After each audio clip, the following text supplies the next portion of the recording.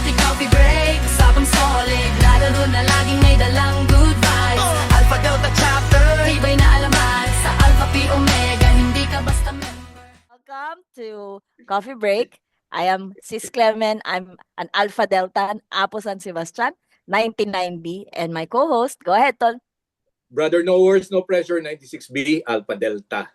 Sis, ano ba ganap natin ngayon? Mukhang ano tayo first time na makaka-interview ng 80s. I believe. Excited ako kasi Early Tol, 80s. kababayan ko si Brad taga Quezon din siya Oh, Kaya talaga? yung Oh. punto niya, very familiar sa akin, ganyan. Naiintindihan ko, gets ko agad. Okay. Oh, anyway, sige, simulan na natin 'to without any further Game. ado. Let's have a Game. coffee break with Brother John Buenafe, 82B.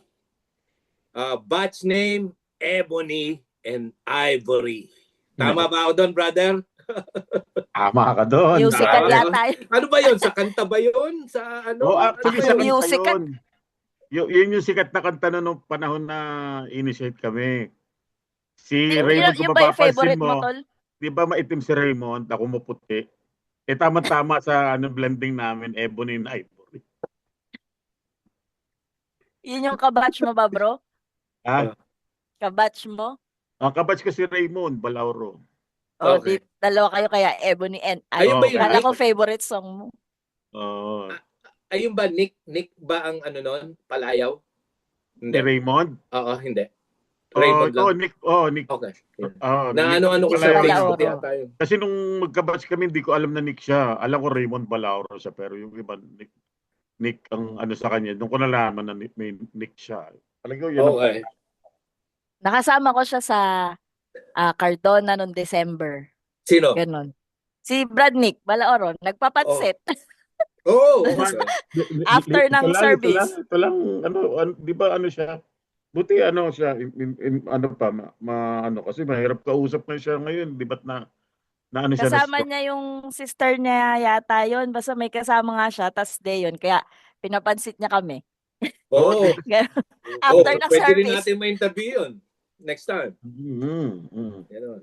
Sisimulan ko na yung tanong, Tol, kasi baka maubos yung oras natin. Sige, Okay. sige. Una, ilang taong ka muna, bro? Brad Jan, nung sumali ka? Nung sumali ako first year first sem yun eh. Hindi ko sure kung 16 ako o 17. 17 siguro. 17 Oh. years old. Ang kasunod kong tanong palagi, bakit ka sumali? Ay di siyempre, nasa pamilya kami ng apo talaga. Okay. That's Yung good to know. isang buo ko, si Kuya Danny, siya about 70 something siya. Sa Sigma, kauna-unahan siya apo. Tapos sumunod, dami kong pinsan. Si Jeboy, Buenape, si Iner, saka si Rommel from the same chapter. Yung mga pag mga Christmas party kami, meron kami family reunion kasi. Pag nakikita kami, kakamayan sila. Sabi ko, ano yan? Kaya Apo. High school pa ako noon. Kaya na-excite ako, nagpasok ako ng SRB nung high school. So nakita ko si Jeboy, naglalakad kasama yung mga apo.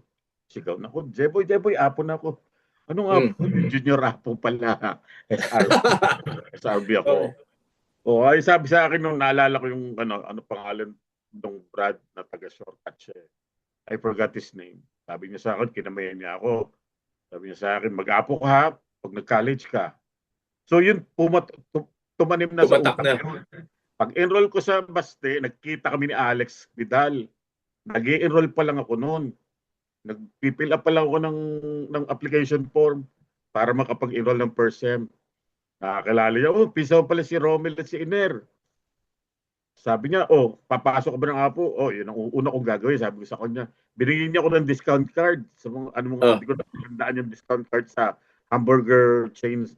I don't Sa know. hamburger chains lang ba yun? Binigyan niya ako ng discount. Yan. Ano ka? Huwag mo kalimutan na, papasok ka.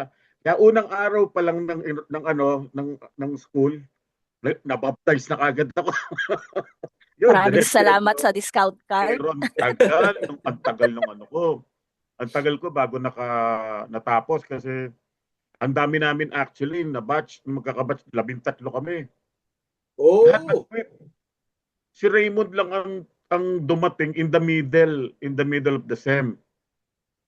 Si Raymond, huli okay. na siya. Buti na, sabi nga sa akin, oh, may kabatch ka na uli. Kasi nag-aalisan yung mga kabatch ko, hindi tumagal eh. Tol, kayo ba ay B or C? Ano no? B. 80, ay, B ako, B. Bravo. Ang Bravo. ang A na una sa amin, si Reggie, si Pusa, at Oh, saka si Pusa. si tatlo sila magkakabatch. Ah, si Jay Garcia. Si Jay kasi dito rin sa Canada, nasa ano naman siya sa Alberta. Oh, okay. Pero wala na akong balita sa kanya. The last time, lagi ko siya anong balita sa kanya. Ayun. Bro, ano yung isang memorable experience mo nung pledge ka? Naku, putya ka ng dami. Isa lang. Pucha, Pero hindi kung ko meron kang maaalala talaga, yung Oo. kahit Yung 89 years old ka na maaalala mo pa rin, Oo. ano yun? Ay, di yung yung basketball, yung pinakain kami ng tinapay, tapos kami, pinag-lip service kami, Raymond, tagal, putang ina. Hindi ko talaga, tapos ayun, ang dami, tapos, at saka alam mo, nung araw, hindi pa tapos yung pagiging amuyong ko ah, sa tambayan. Pag uwi ko ng Pasay, yung Natividad Street, bugat ng apo yun. Yung buong street na yun, puro apo yun. Mm. Tapos malimit sila, nagiinuman doon sa apartment namin. Gawa ng yung mga pinsan ko, mga barkada nila. Ay di po siya pag tritripan pa ko, utusan pa ako kung ano mga gagawin, uungguin pa ako. Talagang Kasi amoy yung ka pa nun, tol. ko. Nung pumasok ko na apo, kaya kita kung kano ka diehard sa apo. sa hirap ng dinanas. Napakahirap pala. Bakit hindi ka nag-quit? Anong nangyari? What kept you Ay, going? hindi ko ma-afford mag-quit. Talagang gusto ko na mag-quit. Gawa ng isipin mo naman, hindi lang sa school ako inuunggoy. Sa school pa, dati sa labas. Meron pa yung may araw pa sa umaga, sa gabi. Maga pala, maga ha. Umaga, may tatawag sa akin. Amo yung putang ina. Gising na ako noon. Ano po yung Lord? Putang ina. Yung pinsan ko pa, doon nakatira si Jepoy. Nauwi ng Lucena yun. Pag umuwi ng Pasay yun, yari na ako doon. Pag kailangan automatic, pagtitimpla ko siya ng kape, pag lahat ng almusal, pagluluto ko siya. Tapos tatawagin ko, Lord, ready na po yung almusal nyo. Ganun katindar inabot ko noon. Tapos mabigat nito, dapat isang sem lang, pasado ka na. Wala mo natapos yun, inabot ako ng taon kasi nga, lagi may bagyo. Hanggang matapos yung sem, hindi natutuloy yung finals namin. Kaya the next sem pa kami na natapos. Gawa ng walang Nauusog ng nauusog. Baka naman sinasadya ng mga lords and ladies. Uwi ako ng Pasay, report na naman ako. Napakaswerte. Napakaswerte ko nung araw nung panahon na yun. Okay. Ayun. Go ahead, Tol Bombi. Ano pa ba? Ano yung lesson na natutunan mo before and until now? Well, actually, magagamit mo ang pagpasok mo sa Apo sa tunay na buhay. Lalo na sa trabaho. Kasi pag nagtrabaho ka, nakita mo, katulad dito sa abroad, nagsimula ako sa mababa muna, na sasabihin mo sarili mo, Apo nga, kinaya ko, ito pang trabaho na ito, hindi ko kayanin. Yun lagi papasok mo sa isip mo hanggang ma-achieve mo yung gusto mo mapuntahan. Which, na-achieve ko. Tapos, siyempre, magaling tayo mambola ng Lord. Magaling tayo. Dapat sa tunay na buhay, marunong ka rin mambola. Pag ini-interview ka sa trabaho, nakikipag-usap ka sa boss mo, nakikipagtalo ka, alam mo yung dapat yung kung paano ka magpalusot, pati ba sa pag-ibig? Kumbaga sa president of mind ka. Ano? Pati sa pag-ibig, nambobola? Ganon? Ay, dapat. Ganun ka. Dapat kasama na lahat yun. Train ka nga eh. Train ang apo ka eh. Dapat kahit saan. Kahit sa puto, kahit sa andam ka. Alam mo lahat. Alright. Okay. Ngayon. Pero teka. Sis Clem, paano ba yung heart mo kaninang ano? Alam mo, nakakalimutan ko itanong sa iyo yun eh. Pag nagre-react ka, ano ba pinipindot? Kasi tol, di ba may chat dyan sa Zoom, sa baba. Oh, Tapos may katabi yung heart. O, pagka pinindot mo yon, makikita mo, send with effect. Tapos may heart, may okay Yung react, yung sign. react. Oo, yung react bro, tama. So Yan, either yan, yan. mag-react ka or send with effect. Ayun. Yan o! wala. Si Brad Bobby na lang. Hindi mo alam. Paano yun? Ito. Ayan, may mga, yeah. Yan, Ba't wala? ganyan. Sa bandang baba tol, sa tabi nung chat. Oo. Ganyan. Gitna ng share Oo. at saka ng chat. Teka, di bale, mamaya na gitna lang. ng share Sayang yung tsaka oras. chat. Sayang yung oras. Sige, go ahead, Sis Clem. Tol, fill in the blanks. I do not regret joining Apo because Ako? yun. Mm. I do not what? I'm sorry. I don't regret. I don't regret joining Apo because Because, hindi ko talaga nire-regret ang pag-joining Apo. Ever since, wala akong doubt. Ever since, talagang gusto ko maging Apo. So, I have no regrets being an Apo. And I'm proud of being an Apo. Ever since, I never regret it. tol, 'di ba? SRB ka naman na nun. Tapos nung pumasok kayo sa Baste, if I'm not mistaken, napakaraming fraternity noon. May Beta Sigma, may kung ano-ano. Tapos pinili nyo pa rin yung Apo. Yun dahil ba sa mga pinsan nyo o o was it really your choice? Kahit wala yung mga pinsan mo, pipiliin mo pa rin ba yung Apo? Well, actually, kumbaga sa naano na talaga yung maging Apo kasi nga pamilya kami ng Apo. And I never look back on other fraternities kasi Apo na nga talaga ang ano ko. Wala nang ano ko na papasok sa ibang fraternity. Kasi talagang focus na yung mind ko na I will be an Apo after high school. So that's what I did.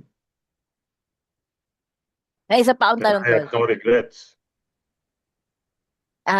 'Di ba? Kasi naririnig naman natin madalas yung madaling maging Apo pero mahirap magpaka-Apo. Ang tanong ko, ano yung pinakamahirap sa sa pagiging Apo base sa experience mo? Ay ang mahirap maging Apo ay kung pagiging Apo mo. Kung paano mo gawin yung LFS natin, yung leadership, yung friendship at yung service natin. Kasi yun naman talaga ang three guiding principles ng Apo. So, madaling mag-Apo. You can be proud to be an Apo. Pero, paano mo gagampanan ang pagiging Apo mo? Kasi marami diyang Apo, mga hilaw naman, mga hindi nila ginagampanan yung pagiging Apo nila in terms of brotherhood, being a friend to your brother, and helping out your brother. Yeah. You gotta walk the talk.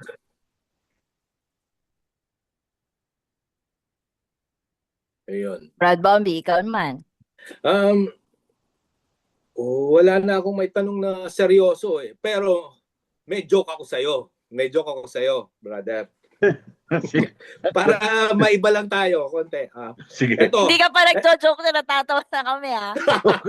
Ito, bro. Ano to? Ito. Peace. Oh. B. Okay, good answer. Ako, puta, kinakabahan ako. Ito, ano to? Ha? Bumaliktad lang eh. Oh. Di ba? Ito, ano to? Di ba? Peace. Ito. B. Ano yan? Ano, tama B? O ano? Hindi. ko alam. Ay, D pa rin. Sirit na. Sirit. About peace. Sige. Oh, di ba? Peace. About peace. Okay? Hindi ko masabi sa'yo kasi di ba may joke din na ganyan. Nagpapatawa ka, hindi ka naman kalbo. Ay, kaso talaga kalbo. Ay, kalbo.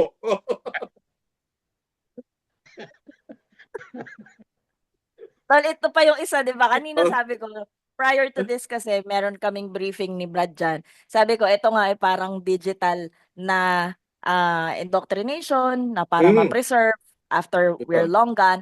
At the same time, this is also how we reach out dun sa mga senyores na hindi palaging nakakausap. Kasi lalo pag nasa malayo parang hindi na feasible na magsama-sama talaga ng maramihan, ganun. Tama. Kaya yun. Kaya nakakatuwa kasi, ayan, nakakapagtawanan with the senior na who would have thought, di ba, na we'll have this kind of moment. Kaya yun. Tsaka masarap yung mga naririnig namin na mga kwento nyo. Parang nagba-back to panahon PG namin din sa kami. 80s, lalo na sagsagan ng panahon ng gulo ng araw, ang limit. Every basta matatapos ang SEM, hindi pwede walang gulo. Ang nun, talagang parang na yan parang parang bago magbakasyon, meron kang parting moments sa mga Idol, I'm just wondering, bilang marami kang kakilala, bago ka pa sumali, SRB ka na hanggang sa Canada, nag-handle ka ng mga position here and there. Sino yung namumukod tanging, syempre marami ka naman talagang mentors or lords na nakasalamuha before. Sino yung idol mo talaga amongst all Yun. brads or lords na you come across with before? Nakama-cross? Yung nag-endok sa'yo na hindi mo makalimutan. Ay, ang mga magaling, mga ko doon, Sindamonet sa Monte noon nung nasa Pilipinas ako Dito naman is, siguro si Rod Panizares, yung taga-ETA, medyo magaling din yun. Sa chapter natin. Especially, sa ka-chapter natin sa ka-chapter natin, sinda Alex Vidal. Okay. Sila yung mga ko nung dati, mga mentor ko nung nandiyan ako sa chapter. Tapos kahit nung si Alex lagi nakakausap ko noon nung wala na ako sa Baste. Minsan nagkakasama kami niyan Pag sa Netol, drive tayo, punta tayo sa San Carlos. Yun, may pupuntahan lang kami. Yun, marami yun. Sino pa ba? Marami din ako sa Alpha Delta noon na may mentor. Yun naman, doon ka naman talaga magsisimula sa Sa bahay mo. Sa magme-mentor kasi hindi naman off the record na to. Pag tayo naman pag lumabas naman tayo ng Basti, hindi naman tayo nagpapatalo kahit kanino. Lagi natin, feeling natin magaling tayo. Sino magme-mentor sa atin? Tayo nagme-mentor sa kanila. Ito pa, off the record din, huwag nyo na rin isama sa record. Pag tinatanong nga ako, kaya ako medyo kilala, pag tinatanong ako, sasabihin kilala mo si ganito? Hindi, ako itanong mo kung kilala ako.